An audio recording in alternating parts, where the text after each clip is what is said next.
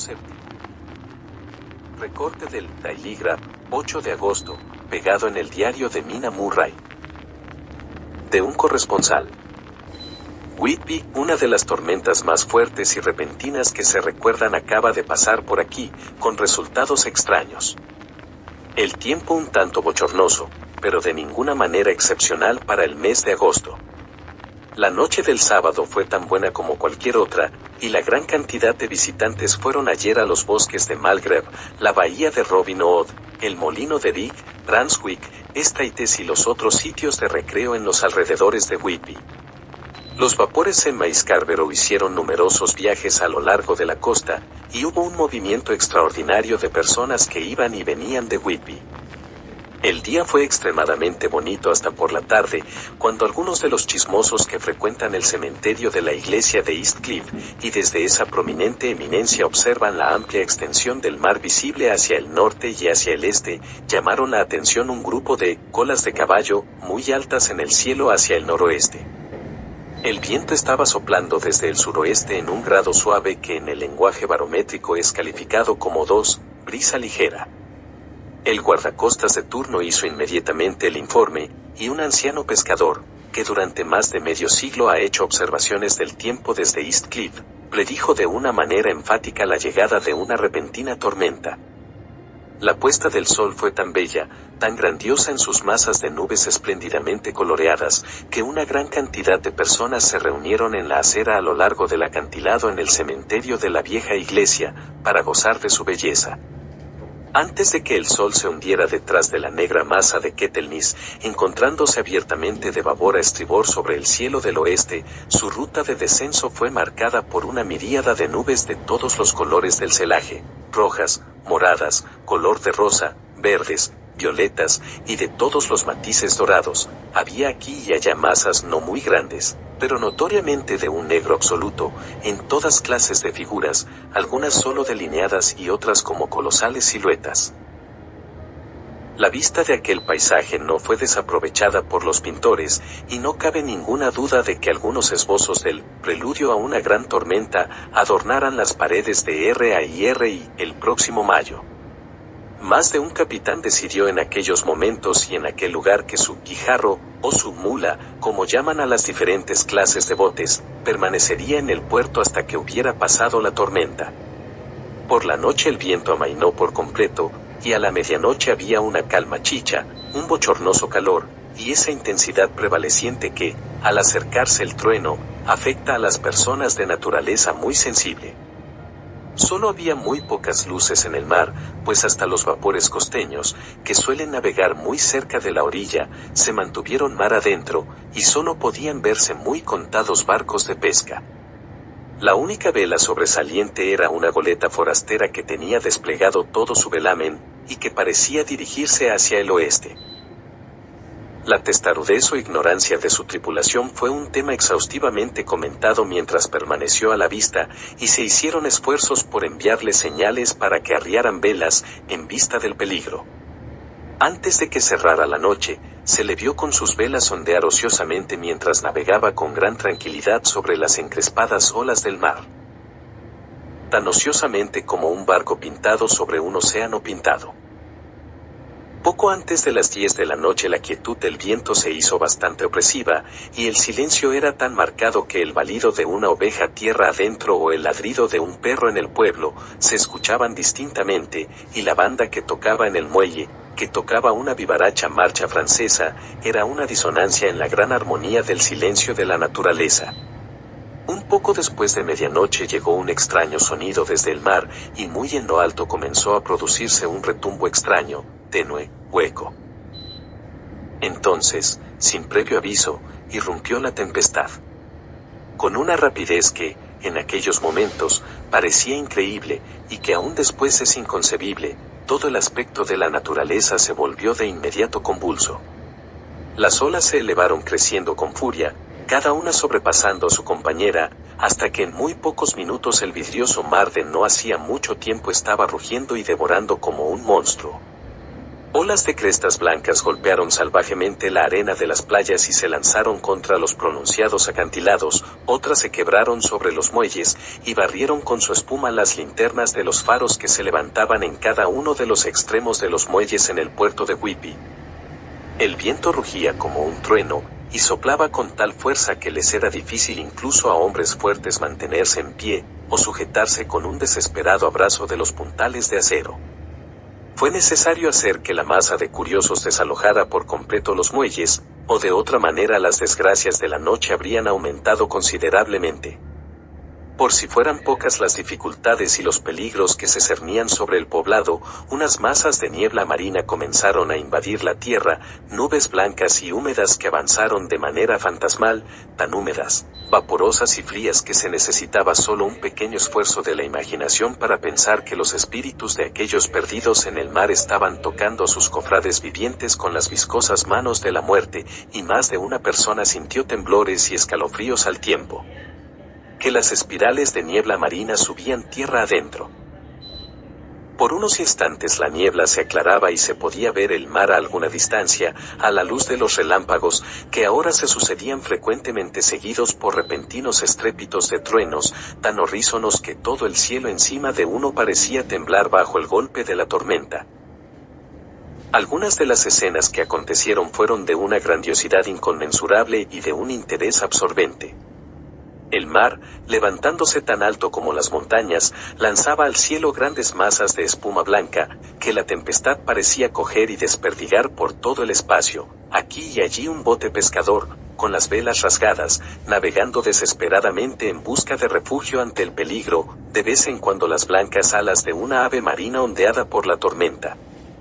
En la cúspide de East Cliff el nuevo reflector estaba preparado para entrar en acción, pero todavía no había sido probado. Los trabajadores encargados de él lo pusieron en posición, y en las pausas de la niebla que se nos venía encima barrieron con él la superficie del mar.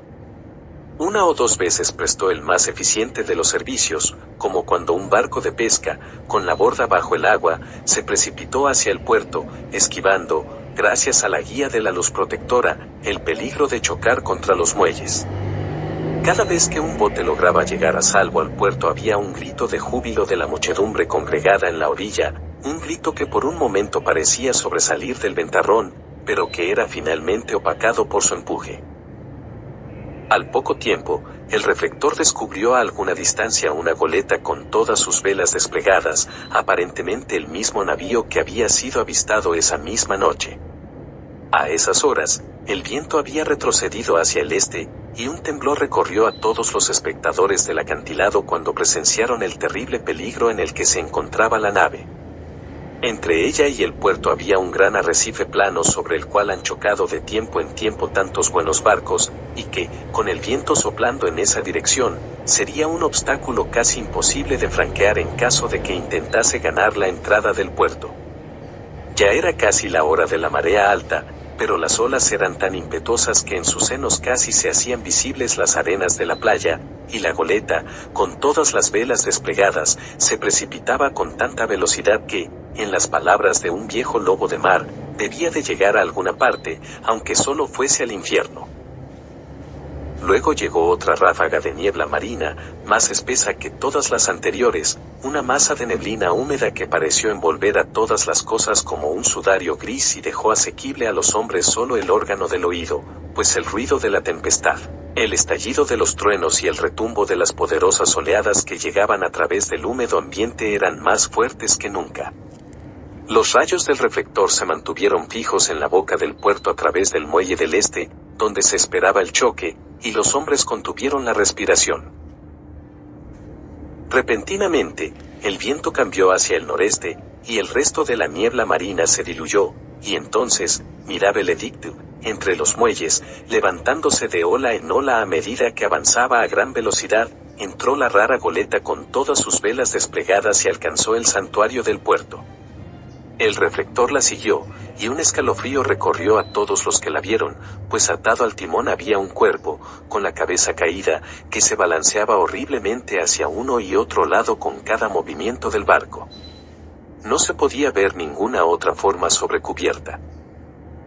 Un gran estado de reverencia y temor sobrecogió a todos cuando vieron que el barco, como por milagro, había encontrado el puerto, guiado solamente por las manos de un hombre muerto. Sin embargo, todo se llevó a cabo más rápidamente de lo que tardó en escribir estas palabras. La goleta no se detuvo, sino que, navegando velozmente a través del puerto, embistió en un banco de arena y grava lavado por muchas mareas y muchas tormentas, situado en la esquina sureste del muelle que sobresale bajo East Cliff, y que localmente es conocido como el muelle Tate Hill. Por supuesto que cuando la nave embistió contra el montón de arena se produjo una sacudida considerable. Cada verga, lazo y montante sufrió la sacudida, y una parte del mástil principal se vino abajo. Pero lo más extraño de todo fue que, en el mismo instante en que tocó la orilla, un perro inmenso saltó a cubierta desde abajo, y como si hubiese sido proyectado por el golpe, corrió hacia adelante y saltó desde la proa a la arena. Corriendo directamente hacia el empinado acantilado donde el cementerio de la iglesia cuelga sobre la callejuela que va hacia el muelle del este, tan pronunciadamente que algunas de las lápidas, transatlánticas, o piedras atravesadas, como las llaman vernacularmente aquí en Whitby, se proyectan de hecho donde el acantilado que la sostenía se ha derrumbado, y desapareció en la oscuridad, que parecía intensificada justamente más allá de la luz del reflector. Sucedió que por casualidad en aquellos momentos no había nadie en el muelle de Tate Hill, pues todos aquellos cuyas casas se encontraban en la proximidad estaban, o en cama, o habían subido a las alturas para ver mejor. Por eso el capitán del guardacostas de turno en el lado este del puerto, que de inmediato corrió hacia el pequeño muelle, fue el primero que pudo subir a bordo. Los hombres que manejaban el reflector, después de escudriñar la entrada al puerto sin ver nada, dirigieron la luz hacia el buque abandonado y la mantuvieron allí. El capitán del guardacostas corrió sobre la cubierta de popa, y cuando llegó al lado de la rueda se inclinó para examinarla, y retrocedió de pronto como si estuviera bajo una fuerte emoción. Esto pareció picar la curiosidad general y un buen número de personas comenzaron a correr. Es un buen trecho el que hay desde West Cliff pasando por el puente de Drawbridge hasta el muelle de Tate Hill, pero su corresponsal es un corredor bastante bueno, y llegué con buena ventaja sobre el resto de la gente. Sin embargo, cuando llegué, encontré en el muelle a una muchedumbre que ya se había reunido, y a la cual el capitán del guardacostas y la policía no permitían subir a bordo. Por cortesía del jefe de marineros se me permitió, como corresponsal que soy, subir a bordo, y fui uno de los del pequeño grupo que vio al marinero muerto mientras se encontraba todavía atado a la rueda del timón. No era de extrañar que el capitán del guardacostas se hubiera sorprendido, o que hubiera sentido temor, pues no es muy común que puedan verse cosas semejantes. El hombre estaba simplemente atado de manos, una sobre otra, a la cabilla de la rueda del timón. Entre su mano derecha y la madera había un crucifijo, estando los rosarios con los cuales se encontraba sujeto tanto alrededor de sus puños como de la rueda, y todo fuertemente atado por las cuerdas que lo amarraban. El pobre sujeto puede ser que haya estado sentado al principio, pero el aleteo y golpeteo de las velas habían hecho sus efectos en el timón de la rueda y lo arrastraron hacia uno y otro lado, de tal manera que las cuerdas con que estaba atado le habían cortado la carne hasta el hueso. Una detallada descripción del estado de cosas fue hecha, y un médico, el cirujano J. M. Caffin, de East Elliot Place, número 33, quien subió inmediatamente después de mí, declaró después de hacer un examen que el hombre debió haber estado muerto por lo menos durante 2 días. En su bolsillo había una botella, cuidadosamente tapada con un corcho, y vacía, salvo por un pequeño rollo de papel, que resultó ser el apéndice del diario de bitácora. El capitán del guardacostas dijo que el hombre debió haber atado sus propias manos apretando los nudos con sus dientes. El hecho de que el capitán del guardacostas fue el primero en subir a bordo, puede evitar algunas complicaciones más tarde en la corte del almirantazgo, pues los guardacostas no pueden reclamar el derecho de salvamento a que pueden optar todos los civiles que sean primeros en encontrar un barco abandonado. Sin embargo, los funcionarios legales ya se están moviendo, y un joven estudiante de leyes está asegurando en altas y claras voces que los derechos del propietario ya están completamente sacrificados, siendo retenida su propiedad en contravención a los estatutos de manos muertas, ya que la caña del timón, como emblema, si no es prueba de posesión delegada, es considerada mano muerta. Es innecesario decir que el marinero muerto ha sido reverentemente retirado del lugar donde mantenía su venerable vigilancia y guardia, con una tenacidad tan noble como la del joven Casablanca, y ha sido colocado en el depósito de cadáveres en espera de futuras pesquisas. Ya está pasando la repentina tormenta, y su ferocidad está menguando, la gente se desperdiga en dirección a sus casas, y el cielo está comenzando a enrojecer sobre la campiña de Yorkshire. Enviaré, a tiempo para su próxima edición, más detalles del barco abandonado que encontró tan milagrosamente la ruta hacia el puerto, en medio de la tormenta. 9 de agosto. La secuela al extraño arribo del barco abandonado en la tormenta de anoche es casi más asombrosa que el hecho mismo. Resulta que la goleta es rusa, de Varne, y que es llamada Demetrio. Está llena casi enteramente de lastre de arena de plata, con solo una pequeña cantidad de carga, muchas cajas grandes de madera llenas de tierra. Esta carga estaba consignada a un procurador de Whitby, el señor S.F. Billington, de la Creciente, número 7, quien esta mañana fue a bordo y tomó posesión formal de los bienes consignados a nombre de él. El cónsul ruso, también, actuando por el lado del embarque, tomó posesión formal del barco y pagó todos los impuestos portuarios, etc. No se habla de otra cosa aquí que de la extraña coincidencia. Los empleados del Ministerio de Comercio han sido exageradamente escrupulosos en ver que todos los trámites legales se cumplan de acuerdo con las disposiciones vigentes. Como el asunto parece que va a ser un milagro de 9 días, están evidentemente determinados a que no exista causa para mayores complicaciones. Se ha notado bastante interés por el perro que saltó a tierra cuando el barco encalló, y más de un miembro de la APCA, que es muy fuerte aquí en Whitby, ha tratado de hacerse cargo del animal. Pero para desconsuelo general, no ha sido posible encontrarlo en ningún lado, más bien parece que ha desaparecido por completo del pueblo. Muy bien puede ser que se encontrara aterrorizado y que haya corrido a refugiarse en los pantanos, donde posiblemente está todavía escondido. Hay algunos que miran con miedo esta última posibilidad, pues podría ser que después se convirtiera en un peligro, ya que evidentemente se trata de una bestia feroz. Temprano esta mañana, un perro grande, un mastín mestizo perteneciente a un comerciante de carbón cercano al muelle de Tate Hill, apareció muerto en el camino situado enfrente al patio de su dueño. Había estado peleando, y, manifiestamente tuvo a un oponente salvaje, pues tenía la garganta desgarrada y su vientre estaba abierto como por una garra salvaje. Más tarde, por amabilidad del inspector del Ministerio de Comercio, se me ha permitido que eche una mirada al cuaderno de bitácora del Demetrio, que está en orden hasta hace 3 días, pero que no contenía nada de especial interés, excepto lo relativo a los hechos de hombres desaparecidos. El mayor interés, sin embargo, se centra respecto al papel encontrado en la botella, que fue presentado hoy durante las averiguaciones, y puedo asegurar que un cuento más extraño como el que parece deducirse de ambas cosas, nunca se había atravesado en mi camino. Como no hay motivos para guardar secreto, se me permite que los use y le envíe a usted un relato detallado, omitiendo simplemente detalles técnicos de marinería y de sobrecargo.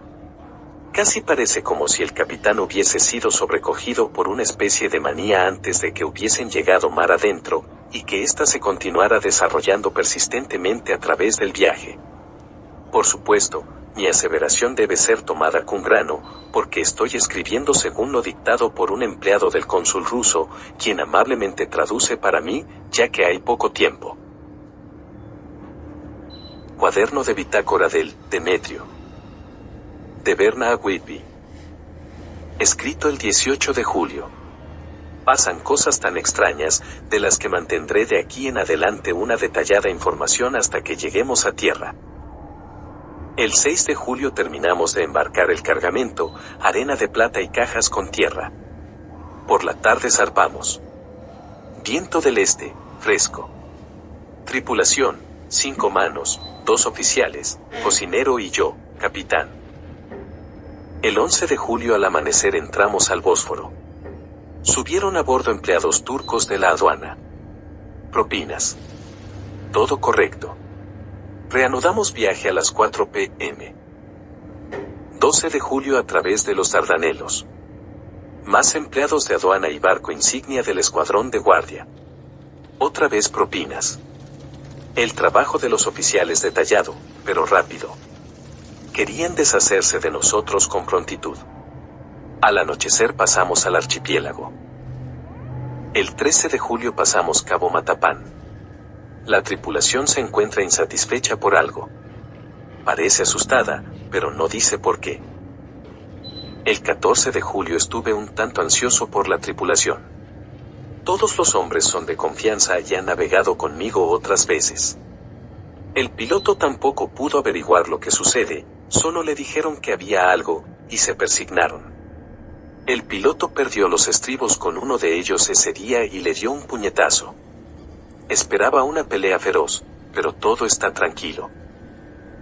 El 16 de julio el piloto informó en la mañana que uno de la tripulación, Petravsky, ha desaparecido.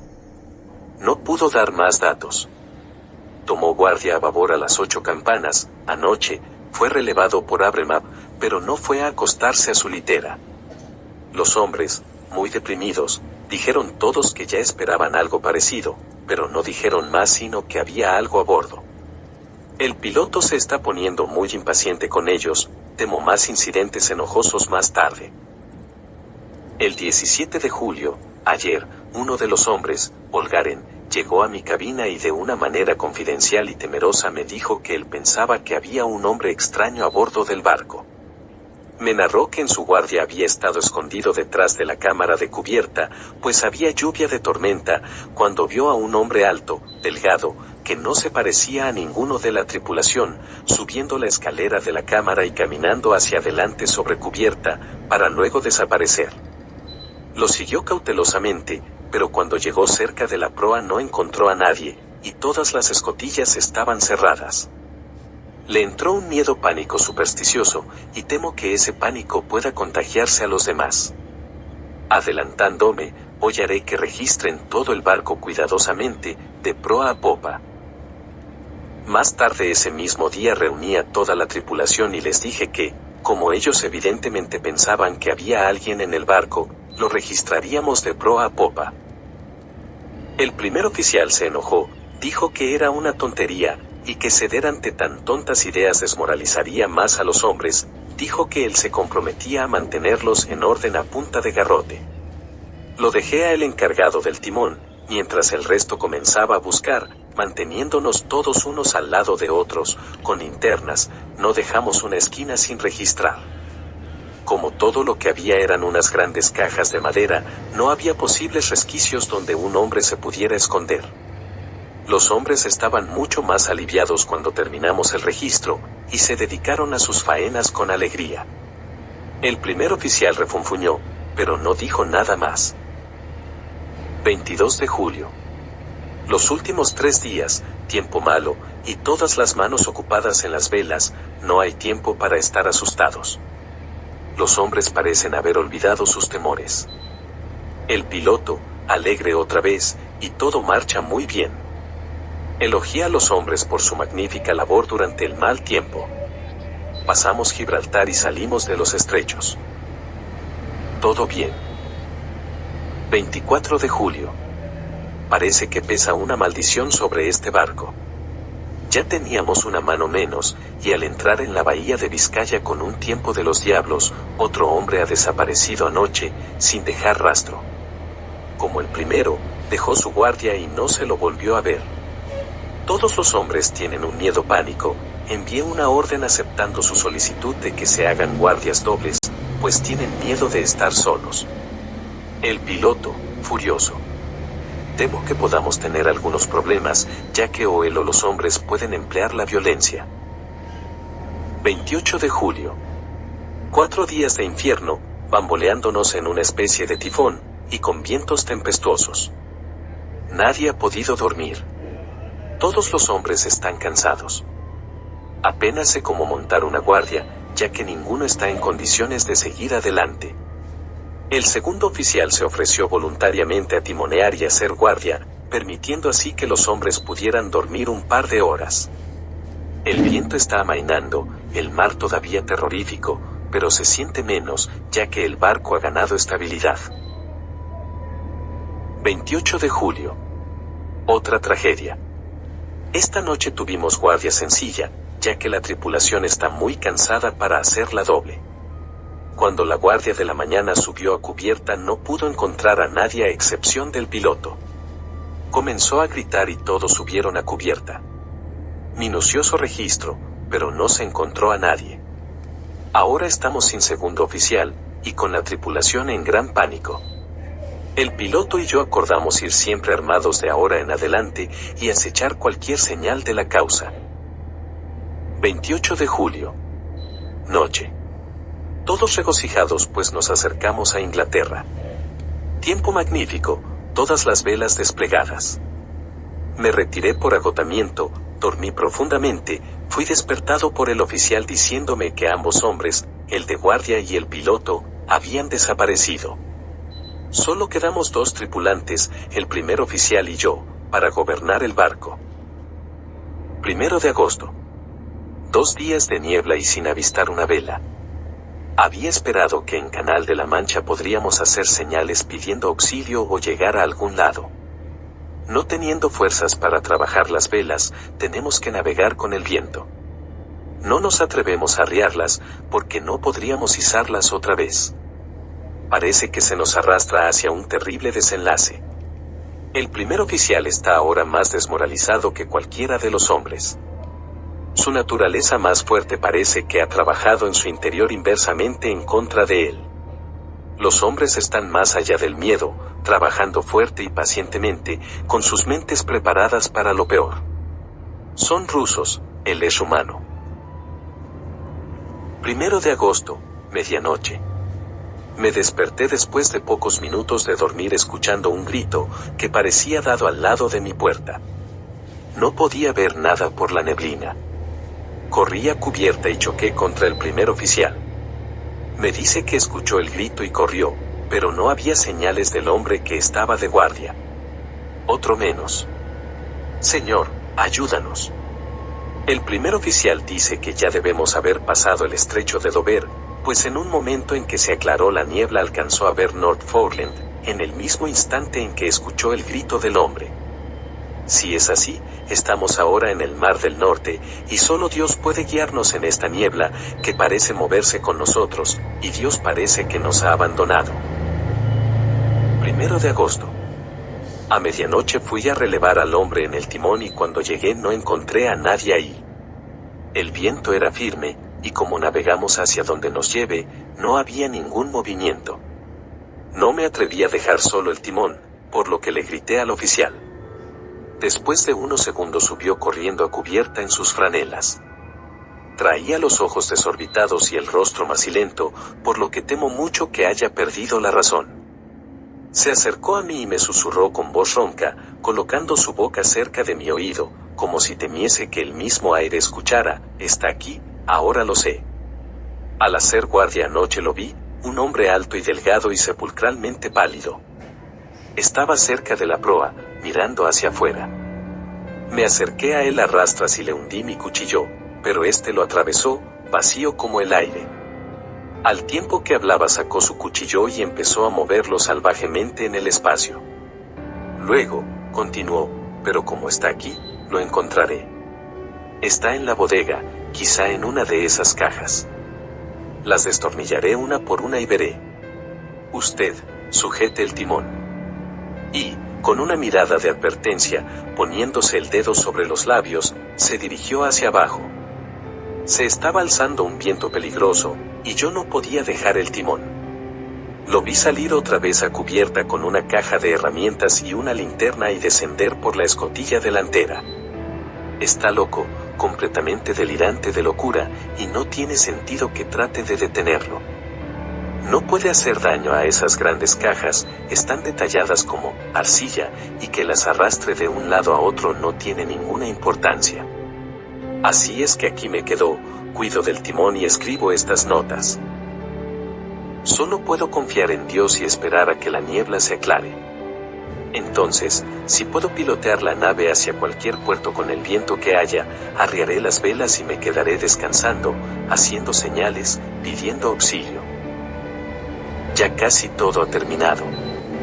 Justamente cuando estaba comenzando a pensar que el primer oficial podría regresar más calmado, pues lo escuché martillando algo en la bodega, y trabajar le hace bien, subió por la escotilla un grito repentino que me heló la sangre, y apareció él sobre cubierta como disparado por un arma, completamente loco, con los ojos girando y el rostro convulso por el miedo. «¡Sálvame! ¡Sálvame!», gritó, y luego miró a su alrededor al manto de neblina. Su horror se volvió desesperación, y con voz tranquila dijo: «Sería mejor que usted también viniera, capitán, antes de que sea demasiado tarde. Está aquí. Ahora conozco el secreto. El mar me salvará de él, y es todo lo que queda». Antes de que yo pudiera decir una palabra, o pudiera adelantarme para detenerlo, saltó a la amura, y deliberadamente se lanzó al mar. Supongo que ahora yo también conozco el secreto. Fue este loco el que despachó a los hombres uno a uno y ahora él mismo nos ha seguido. Dios me ayude. ¿Cómo voy a poder dar parte de todos estos horrores cuando llegue a puerto? Cuando llegue a puerto. ¿Y cuándo será eso? 1 de agosto. Todavía niebla, que el sol no puede atravesar. Sé que el sol ha ascendido porque soy marinero, pero no sé por qué otros motivos. No me atrevo a ir abajo, no me atrevo a abandonar el timón, así es que pasé aquí toda la noche, y en la velada oscuridad de la noche lo vi, a él. Dios me perdone, pero el oficial tuvo razón al saltar por la borda. Era mejor morir como un hombre, la muerte de un marinero en las azules aguas del mar no puede ser objetada por nadie. Pero yo soy el capitán, y no puedo abandonar mi barco. Pero yo frustraré a este enemigo o monstruo, pues cuando las fuerzas comiencen a fallar me ataré mis manos al timón, y junto con ellas ataré eso a lo cual él no se atreve a tocar, y entonces, venga buen viento o mal viento, salvaré mi alma y mi honor de capitán. Me estoy debilitando, y la noche se acerca. Si puede verme otra vez a la cara pudiera ser que no tuviese tiempo de actuar. Si naufragamos, tal vez encuentre esta botella, y aquellos que me encuentren comprenderán, si no. Bien, entonces todos los hombres sabrán que he sido fiel a mi juramento. Dios y la Virgen Santísima y los santos ayuden a una pobre alma ignorante que trata de cumplir con su deber. Por supuesto, el veredicto fue de absolución. No hay evidencia que aducir, y si fue el hombre mismo quien cometió los asesinatos, o no fue él, es algo que nadie puede atestiguar. El pueblo aquí sostiene casi universalmente que el capitán es simplemente un héroe, y se le va a enterrar con todos los honores. Ya está arreglado que su cuerpo debe ser llevado con un tren de botes por un trecho a lo largo del Esqui, y luego será traído de regreso hasta el muelle de Tate Hill y subido por la escalinata hasta la abadía, pues se ha dispuesto que sea enterrado en el cementerio de la iglesia, sobre el acantilado. Los propietarios de más de 100 barcazas ya han dado sus nombres, señalando que desean seguir el cortejo fúnebre del capitán. No se han encontrado rastros del inmenso perro, por esto hay mucha tristeza, ya que, con la opinión pública en su presente estado, el animal hubiera sido, creo yo, adoptado por el pueblo. Mañana será el funeral, y así terminará este nuevo misterio del mar. Del diario de Mina Murray. 8 de agosto. Lucy pasó toda la noche muy intranquila, y yo tampoco pude dormir. La tormenta fue terrible, y mientras retumbaba fuertemente entre los tiestos de la chimenea, me hizo temblar. Al llegar una fuerte ráfaga de viento, parecía el disparo de un cañón distante. Cosa bastante rara, Lucy no se despertó, pero se levantó 2 veces y se vistió. Por fortuna, en cada ocasión me desperté a tiempo y me las arreglé para desvestirla sin despertarla, metiéndola otra vez en cama. Es cosa muy rara su sonambulismo, pues tan pronto como su voluntad es frustrada de cualquier manera física, su intención, si es que la tiene, desaparece, y se entrega casi exactamente a la rutina de su vida. Temprano esta mañana nos levantamos las dos y bajamos hasta el puerto para ver si había sucedido algo durante la noche. Había muy poca gente en los alrededores, y aunque el sol estaba brillando y el aire estaba claro y fresco, las grandes olas amenazantes, que parecían más oscuras de lo que eran debido a que la espuma las coronaba con penachos de nieve, se abrían paso a través de la estrecha boca del puerto, como un hombre que camina a codazos entre una multitud. Sin razón aparente me sentí contenta de que Jonathan no hubiera estado en el mar, sino en tierra.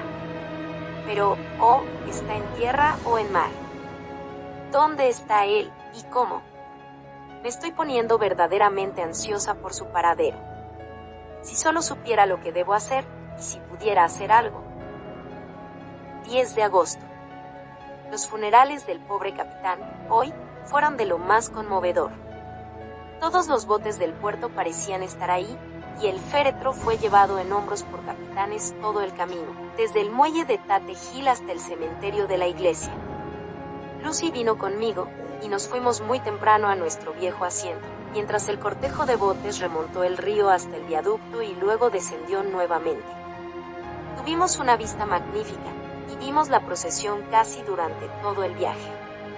Al pobre hombre lo pusieron a descansar cerca de nuestro asiento, de tal manera que nosotras nos paramos. Cuando llegó la hora, pudimos verlo todo.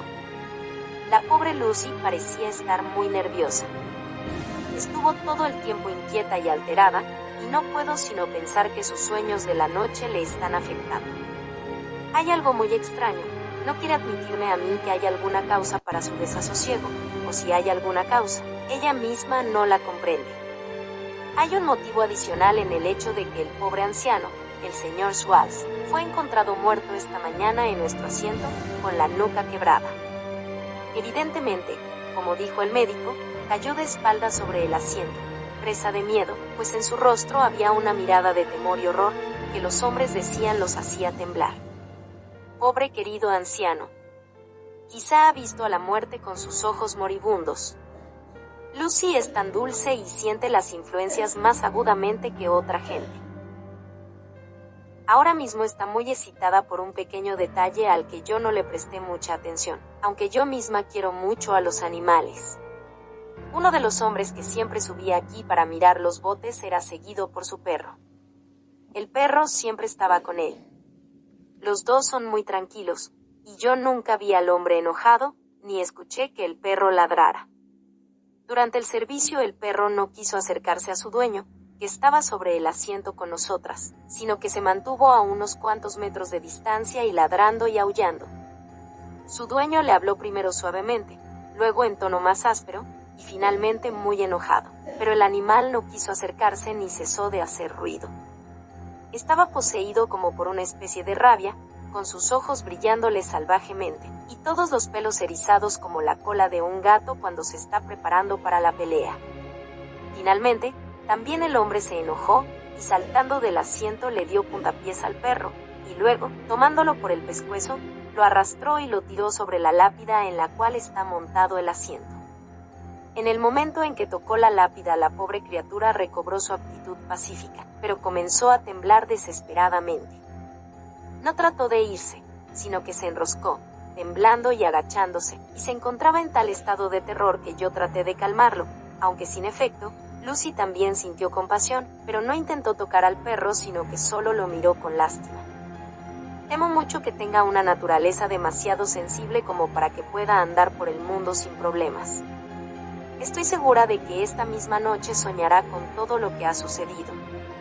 Toda la acumulación de hechos extraños, el barco piloteado hasta el puerto por un hombre muerto, su actitud, atado al timón con un crucifijo y rosarios, el emotivo funeral, el perro, unas veces furioso y otras aterrorizado, le dará abundante material para sus sueños. Creo que para ella lo mejor sería retirarse a su cama, cansada físicamente, por lo que la llevaré a dar una larga caminata por los acantilados de la bahía de Robin Hood, y luego de regreso. No creo que después le queden muchas inclinaciones para caminar dormida.